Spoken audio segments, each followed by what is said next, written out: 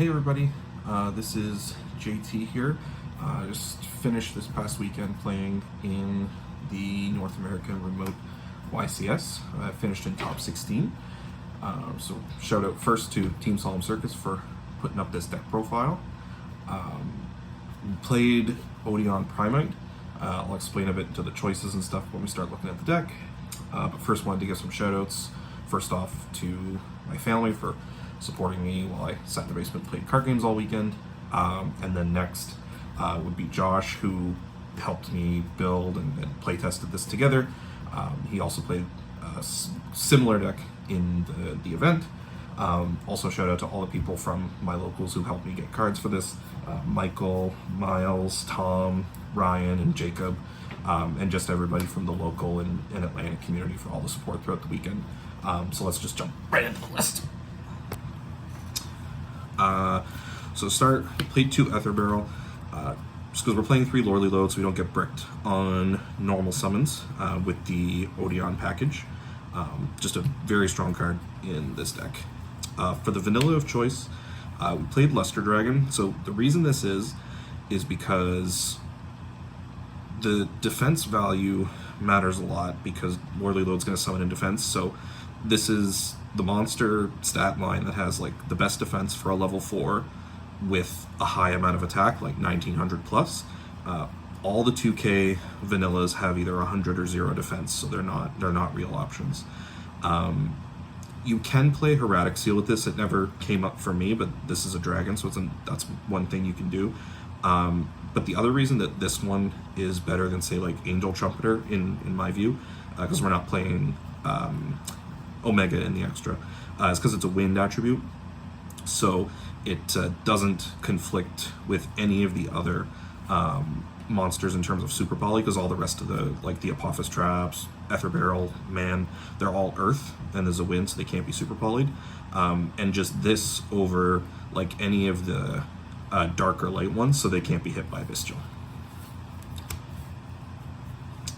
1 Man with the Mark and 1 Anubis the Last Judge. So Man's pretty self-explanatory. We played Anubis the Last Judge to have an extra resource to loop your traps more, like especially the Apophis Traps. This can summon itself off just a built-in summon, so you don't have to worry about it conflicting with Impulse. But to be honest, if I were to play this again, I would cut it. I spent a lot of time trying it out, and it doesn't come up that much. And you even never want to search it or use it turn 1 anyway, because if you're playing against an unknown deck, you don't want to make an Azuna live for no reason. It ends up in the graveyard, so it's an easy target for Sting. So I'd probably just cut it, because I sided it out every time going second. So I would cut it for a second of the Apophis the Serpent. Continuing on the engine, 3 Treasures of the Kings, just self-explanatory. For other Primite cards, Lorely Load and Drill Beam.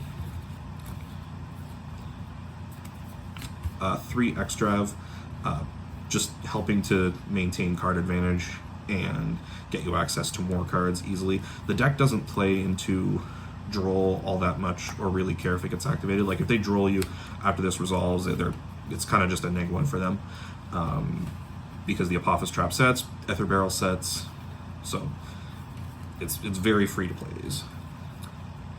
And then for some more main deck slots, Terraforming, Prosp, and Call by the Grave.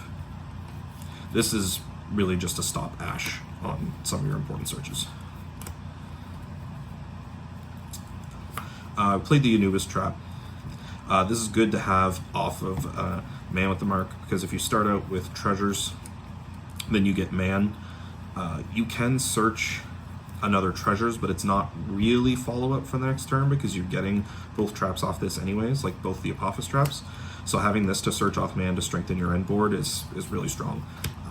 And the bonus of it can kind of help sometimes going second. Like it's really telegraphed, obviously, because you're searching it. But it can be a way to clear some boards and steal some games sometimes. Then, a bit of a controversial one maybe, but I main 3 Solemn Warning. So we are playing like 15 strong going second non-engine, but with the non-engine, like, especially if you don't have like the right combinations, oftentimes your opponent's still going to get left with the body. And even when going first against like Mitsuyami or Malice, like, just negating something and leaving them with the body is not enough. So I wanted to strengthen going first, because this deck is already heavily committed to going first in the first place. So I just wanted to have the most powerful going first start as possible, and using this on like a Cupsy, or using it on a Habakiri, using it on a Lucius, Malulu, Phimena, like it just very strong and very versatile. Even going second sometimes, like if you're going against Yummy going second, you can set it and then use one of your traps on something else, and then when they bounce one of the synchros, you can use this to negate it. So it's just, yeah, a very strong card. You'll notice I don't have Judgment in here. Judgment was the 41st card I was playing for a while, but I did put it into the side in favor of just playing 40. I couldn't find something to cut for it. And I do think that this is better than Judgment, because specifically it can negate monster effects like Marshmallow in hand, it can negate Habakiri, it can negate the ritual spells. I mean, Judgment can do the ritual spells too, of course, but this can negate Phimena. Like, this being able to stop effects is what's key in my mind. And just the Apophis traps, 1 Serpent, 2 Deity. Like I said, I'd probably play a second one of this going forward. To be honest, I drew this a lot, obviously, because playing twice as many as this. But oftentimes you just get into these grind games, and having 1 vanilla is not really great. But if you can have this to get 2 bodies and a negate out of it, and then be able to make the fusion and then keep looping resources, is pretty powerful when you're getting into a simplified game state with all the rest of the cards. So I'd play a second one of this. And then for the non-engine, got 3 Ash, 3 Songs, 3 Impulse, 3 Purge, and 3 Imperm. Just, these are all really strong cards. They don't trigger, obviously other than Ash, they don't trigger Canines, don't go into Call by the Grave, but even Ash is like the most versatile. Like, on its own, it's, you know, it's a single point of interaction, it's not gonna end any turns or anything, but it's the most versatile. And you'll notice that there's not like any board breakers, no super poly, no mulch armies, and that's going to be true for the side deck as well, because the game plan is not to let your opponent make a half board, because you can't break half boards with this deck. Like, you need to throw a bunch of hand traps at them, stop them, and then use your engine to gain incremental advantage and search more interrupts that way.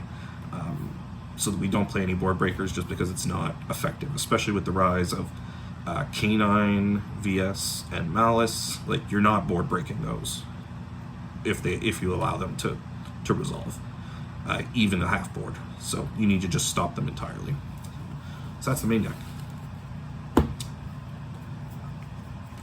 Extra deck is really simple because of Extrav.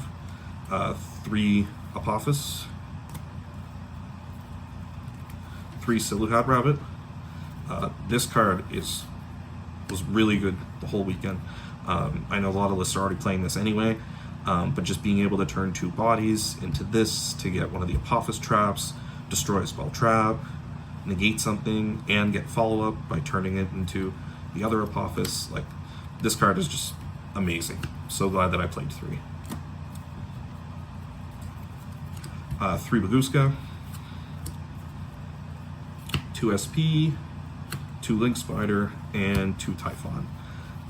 We're playing 3 of all the other ones because I feel that those are the most important out of the extra deck to have and make sure you always have after Extrav. And in a longer round tournament, I didn't want to be messing around with Extrav consistency, so that's why I just played 3 of all those other ones. For the side deck, well, I talked about Judgment for going first, Shifter, and Retaliating Sea, Ciphering Package, 2 Bell, and 3 Nib.